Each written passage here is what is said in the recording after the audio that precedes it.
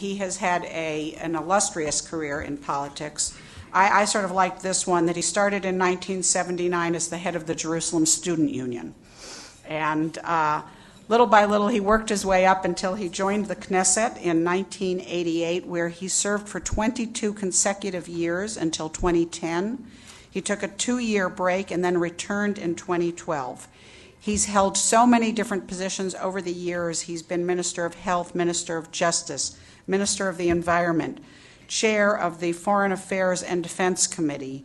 And in 2004 and 2005, he led a strategic dialogue with the U.S., leading a delegation from Israel to the U.S. to talk about regional political security. So I think he's very well versed to speak to us today about what is the thinking in Israel today, and give us all a little bit of an introduction on where things stand now. Thank you.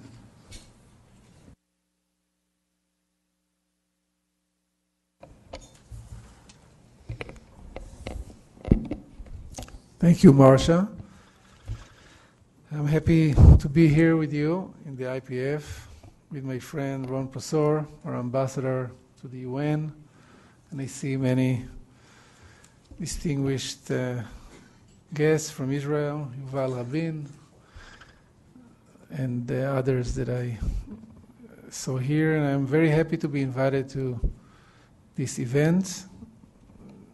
I think the IPF is one of the few organizations that kept alive for so many years, more than 20 already, and it shows that you care and you want to be involved and you want to help us make the difference, and you're part of the very, very crucial process of achieving long and lasting peace between Israel and its neighbors, and I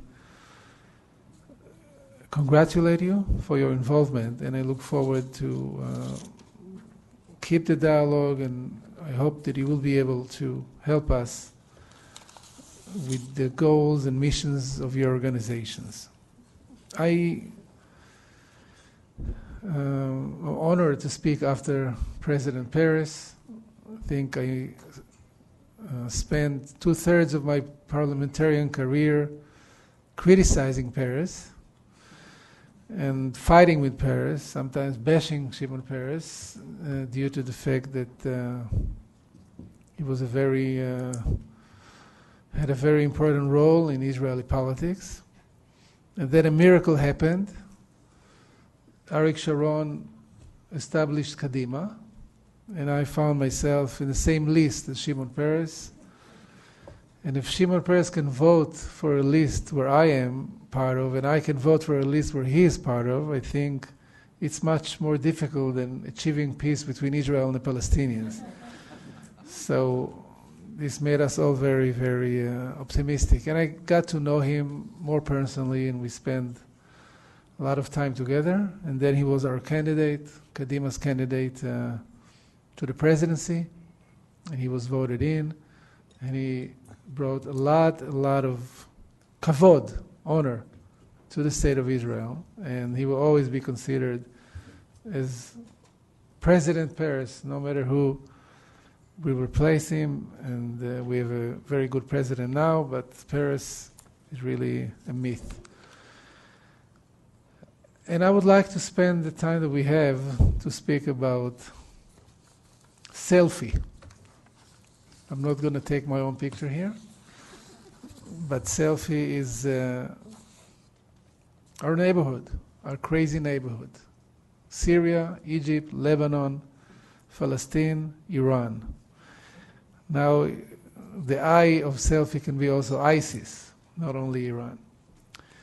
But I will begin by relating to the Palestinian issue, and later on in the Q&A period, I can relate to other issues if you'd like me to. We just had a very frustrating 2 months, 50 days of war, but before we had a little bit more than 10 days looking and trying to find the 3 Israeli teenagers that were abducted in Gush Etzion. We hope to get to them while they were alive. Unfortunately, later on we found their bodies. They were murdered at the car that they were hijacked, probably several minutes after the kidnapping. This led to a long search that we had to make in the city of Hebron and the surroundings, and you know the rest. And then we found ourselves in protective edge operation. After several days that we tried to prevent the escalation, that we were shot at by Hamas and Islamic Jihad from Gaza again and again and again. 170 rockets were shot at us. Still we had no choice but to make a decision to go forward with the aerial strikes, hoping that this will be enough for the Palestinians to understand that they're only leading them and leading us to another round of violence that had no justification and doesn't bring anything to no side. There was the Egyptian initiative that we immediately accepted, and was rejected by the Hamas, and we had to be drawn into the ground attack, the ground operation that took place till the ceasefire that was put in place, I think, in August 26, and since then, a little bit less than a month. It's quiet. Hopefully, we will resume the negotiation in Cairo, and the Egyptian will resume the negotiation in Cairo. It is already being organized, and we have to see what comes next. But the big picture, of course, is not only the problem that we had in Gaza, it's the whole peace process that was renewed and then stopped in April. And I believe that there's a good chance to renew it and to go forward with it and to achieve a genuine agreement. It is possible because I think that now, after the war in Gaza, the perspective is broader. The opportunities that are there of building a camp of forces that are moderate, that are pragmatic, that understand who the real enemies are and who can be partners in such a process, is much more vibrant.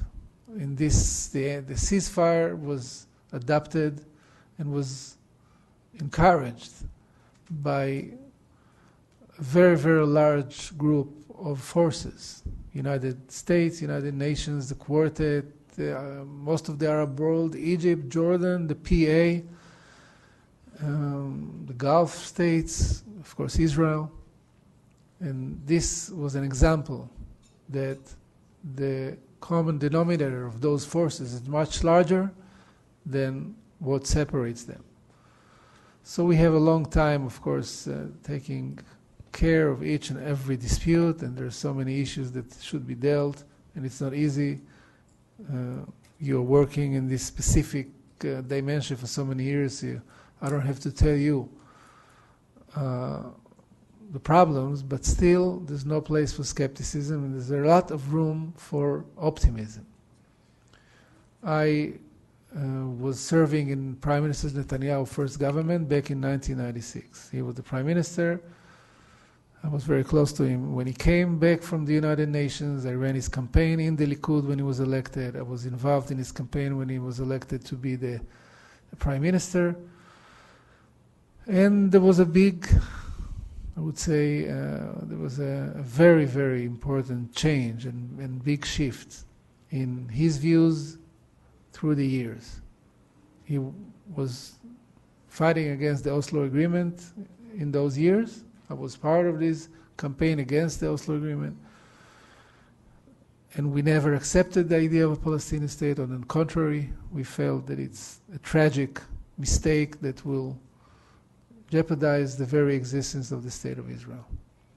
But many, many years passed, and the genuine change in not only the Prime Minister's views, but in many others' views, and overwhelming majority of the right-wing supporters in Israel are much more capable of understanding the need to adopt this two-state solution or two-states vision, if the vision will be according to various principles that I will speak about, so it's going to be a two-state solution.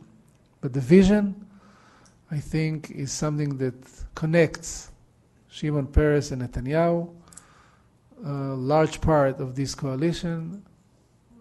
I believe that the majority of the Likud supporters, constituency, and most Israelis understand that this is the best scenario that can happen. No other alternative is more attractive. An ongoing war is not attractive. One state nation is not, for two nations is not attractive. Stalemate is not attractive. Nothing is more logical than the two-state vision. So the question is, okay, we understand, so why isn't it working? What's happening that so far it's stuck? So I don't want to do what Mr. Peres warned us from doing, accusing the other side, but there are people here who are knowledgeable of every little aspect. Mr. Levenstein was here, and David Makovsky is here, and they spent hours and days and weeks and months, and they can tell you every little problem, aspect, and let's say everybody is to blame that it so far was not advancing according to what we hope for and believe that it's the right thing. I think a major issue is this reluctance of Palestinians, leadership, to accept the idea of Israel as a Jewish state. We don't put it as a precondition. The Prime Minister emphasized once and again that it's not something that he demands at the beginning of the negotiation, but definitely it has to be a recognition of the Palestinians when time will come to sign the overall agreement. Because for him, and I think for most Israelis, this is something that is the lakmus paper, is the test of understanding that two-nation state means that Palestinians will find their solution. Also the refugees will find their solution in the Palestinian state, and there is a Jewish state. It's not going to be two-state solution, which means one state is Palestinian, and in Israel there will be two communities fighting for their irident aspirations, and Israel will again be in the middle of an everlasting dispute. So this has to be the bottom line of any negotiation. It's not easy for the Palestinians to accept it, but it's also not easy for my friends and me to accept the fact that in Judea and Samaria, 95% of it is not going to be an Israeli, a Jewish sovereign state, but it's going to be a Palestinian state. And it's not easy for us to accept many, many outcomes of the negotiation. But we are not looking for an easy journey. We're looking for a very, very problematic path, but in the end, the result is much more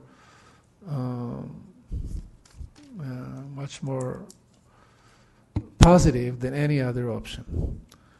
I've met with Abu Mazen and with Salam Fayyad and with many, many Palestinians, and this question that I asked them, unfortunately, I do not get the answer that I would like to hear. And it's not me personally, it's me as a representative of the fears and frustrations and hopes of Israelis. And they tend to give an elusive answer, and it shows that there is a problem. We have to overcome this problem, and I don't see any other possibility than for them understanding that this is a crucial issue. We have other crucial issues that I think that are easier for the Palestinians to absorb, like security needs. It's possible for us to absorb other of their demands, like swap. We believe that it's possible and it's genuine. I think we can have a creative solution for the problem of Jerusalem, and many, many ideas were put on the table.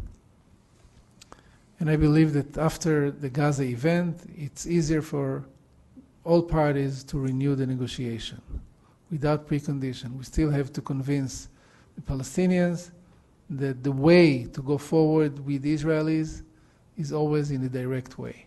This is what brought the Begin-Sadat agreement.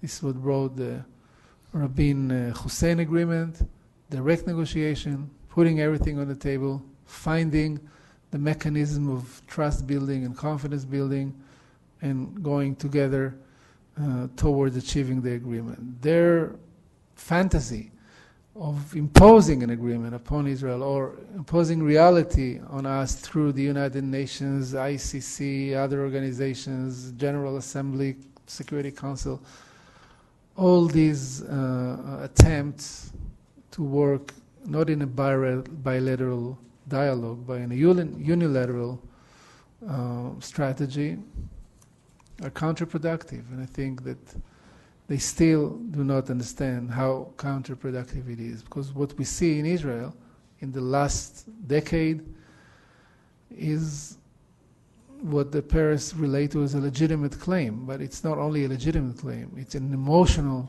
problem. We see what happened in Lebanon when we left, we saw what happened in Gaza when we had a unilateral disengagement from Gaza. And it's not going to be easy for Israelis to accept something that is not 100% proof that we're not going to have another Iranian stronghold in Judea and Samaria. So those issues are very crucial on the psychological front. I really believe that the perception of Netanyahu does not reflect the reality. He not only gave the Bar-Ilan speech. I mean, giving speeches is important, but there was the easier part. What he did afterwards, as we recall, is that he imposed upon his government, his coalition, his constituency, the settlers who are a very powerful segment of the Israeli right-wing constituency, freeze of 10 months in settlement building, which is unprecedented. Nobody did it. Begin did it for 3 months during the Camp David, after the Camp David Accords, and it was really very, very torturous for him to do. He did it for 10 months. And we hope that during these 10 months, which was a very powerful move by the Prime Minister against all the forces that I just mentioned, the Palestinians will go forward, and as we remember, they didn't take advantage of this CBM, confidence building measure, and spend the time planning this UN trip.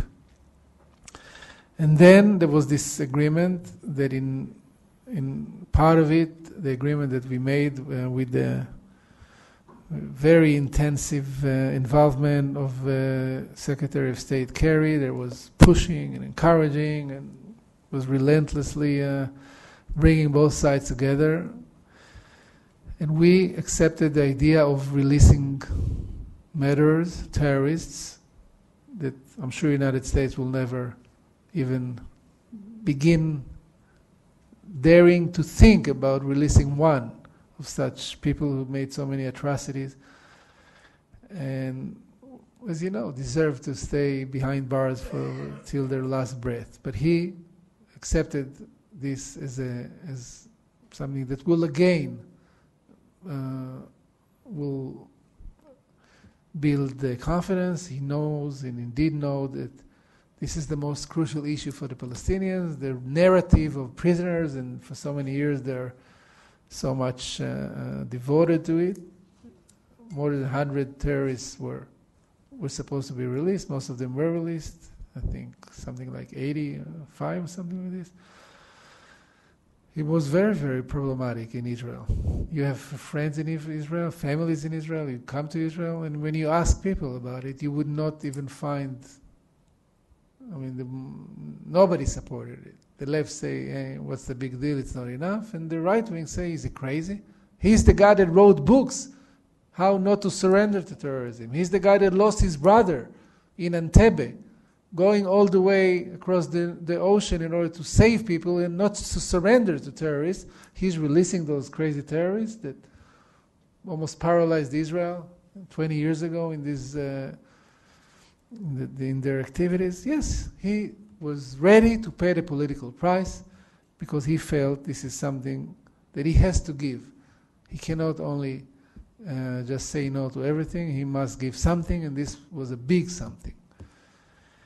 So I don't think Netanyahu has to prove his readiness to go forward. I think he did a lot, more than anyone else, to prove that it's something that he should be praised for. But he has his principles that he's not going to give up. I mentioned two of them, the security and the Jewish state. And this is something. He's ready to lose the election. He's ready to be kicked out of office. He's not going to give up in these two major issues. But he understood the big picture, the perspective of the Middle East, and the need to coordinate with the United States administration and with Egypt and with the PA. And all in all, he was not hesitating to use force because we had to defend ourselves, but he knew what the limitations of force are. And he didn't bring it to the cabinet when he saw that there's no way to achieve majority. He just did it. And he was criticized for not bringing it to cabinet, but he didn't care because this is what he stands for, to do the right thing. And I think this exactly is going to happen in the issue of the peace process. This is why we legislated with the support of the Prime Minister the idea of the referendum. So whenever there is an agreement that the leader of Israel is accepting and believe that's the right balancing equation, he doesn't have to wait for the Knesset to approve it. He doesn't have to wait for the government to approve it. He doesn't need the approval of the Central Committee of the Likud. He's going directly to the people through a very unprecedented legislation for the first time in Israel that the people will make the decision. So we have this legislated already, and hopefully it will be put to trial when we will have an agreement. But for an agreement, we need a partner. You cannot expect millions of Israelis that just were the victims of 4,500 rockets from a place that we unilaterally went out from, and hoping that that's the end of the occupation in Gaza, and we were just witnessing what happened in Gaza after we left, to accept another unilateral such a step in Judea and Samaria. Nobody's going to do it. So you need an agreement. In order for an agreement to be accepted by the people, and to begin with to be accepted by the current Prime Minister, it has to be something that is not an adventurous, uncalculated decision. It has to be based on the principles that I just mentioned. Luckily, we have this amazing idea of land swap. I don't know who came for the first time with it, but this is really solving the problem of the settlements. Because, 90%, maybe more, of settlers are going to be part of this idea of land swap. So this is why all the debate about building here and building there, it has nothing to do with the reality, really. Let's discuss the border. Let's discuss the security issues. Let's put an end to the debate about the settlements, because time is not in our benefit. The sooner we do it, the less painful it's going to be when we'll have to go to the people and make the decision. And also the Palestinians need to go for their own referendum. And God knows what's going to happen there. But at least we will have an agreement that both leaders are ready to stand for and to fight for, and the people can make a decision. I believe any idea that Netanyahu will sign on, any agreement that the right-wing leader will accept, will be totally accepted by the people of Israel. We have a very good example, Menachem Begin in 1978, and I think also Sharon was a right-wing leader that decided to make this disengagement from Gaza, and he had 90% majority behind him. It was not put to a test, but all the polls showed that 90% of the people supported, and the same will happen if Netanyahu will feel that he can be the one going forward with this historic agreement. I have time for more questions if you want. What about what did we do wrong? David Sable. Well, as I said before, I didn't want to do what Peres didn't recommend me, not try to accuse the Palestinians. I wanted to keep a positive atmosphere, so I didn't say anything about them. So I don't want to see if I cannot be too subjective, not to talk about too objective, not to talk about them, but to talk about us. But of course, we made mistakes through the years. Many of them has to do with the settlement declarations. Sometimes in very important junctions, it's not always, or mostly, it's not a decision of the government. It's a process that's going on, and bureaucratic issues that sometimes catch us by surprise. But I definitely can tell David that I don't think Netanyahu believes in a creeping annexation, because he knows that the result will be devastating. And I think he is the first leader of the right wing ever that is telling to the people, explaining the ramifications of a Medina Dulumit, of a binational state. He's speaking about it, and he says, like the left used to do for so many years, but now he is talking in the same language, not with the same enthusiasm, but in the same language, explaining why this is a bad result, and we better make it happen, that it's not going to be the reality of our children. Israel will never stop building more and more houses in the settlements, because this is the process of life. The Arabs are building their homes and their houses and their cities, and we are building ours. Because if you go there and you see that the parents of someone say, I want my son to live around me, and we have a land that is already part of our jurisdiction, and I want them to build a house, that they will do it. Eventually, no government can prevent it, because it's part of the private sector. 90% of the building there is private sector. So, and they have this also, who is ruling over those areas? It's the settlers, who are the heads of the municipalities and the head of the council there, and they have the authority by Israeli law to decide whether a project is being approved or not. So this is an eternal war that will never be able to, you can't win. So you have to win it on a political level by determining the borders of Israel. And this is where we have to put emphasis on. The land in Judea and Samaria is the Jewish land. This is what we feel. We are not settling in a foreign land. This is Eretz Israel. But still, with all due respect to Eretz Israel, there are other commitments, obligations, and obstacles. So we are ready to give up. We, the right wing, I don't know what the left feel, but we, the right wing, are ready to accept the idea that we won't be able to live in our ancient land, because there are millions of Palestinians living there, and we don't want to fight forever. So we're ready for this kind of concession. But when you speak to a right-wing leader, he doesn't feel that he's doing a war crime building a house in his own land. He feels that this is the right thing to do. He just is ready to weigh against it the other issues and to make a decision that is against his instincts, against everything I was brought up to. Is Judea and Samaria is much more Israel than Tel Aviv or Haifa or Rishon LeZion or Netanya.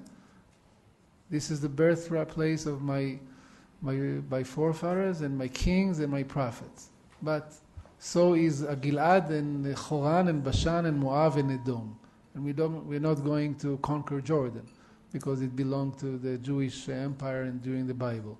So also in Judea and Samaria we will have to make a concession because we want peace. And being people who want peace has a price. But all this fighting about every little project in Judea and Samaria is ridiculous. It's not going to lead us anywhere because we cannot win it. We can just need to make an agreement. And we tell the Palestinians it for ages.